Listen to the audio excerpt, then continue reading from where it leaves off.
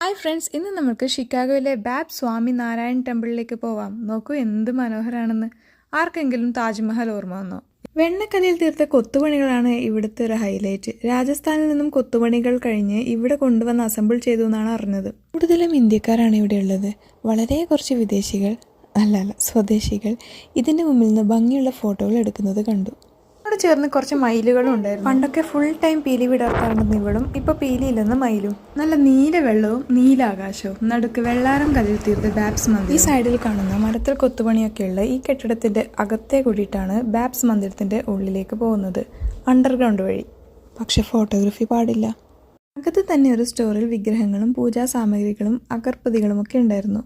ഇപ്രാവശ്യവും അവിടുത്തെ ഓരോ സാധനങ്ങൾ എടുത്തു നോക്കിയും വില നോക്കിയും ചന്ദനത്തിരികളൊക്കെ മണത്തു നോക്കിയും വിഗ്രഹങ്ങളുടെ തൂക്കം നോക്കിയും അവിടെ തന്നെ വെച്ച് അവസാനം ഒരു പാക്കറ്റ് ജിലേബിയും വാങ്ങി വീട്ടിലേക്ക് പോയി.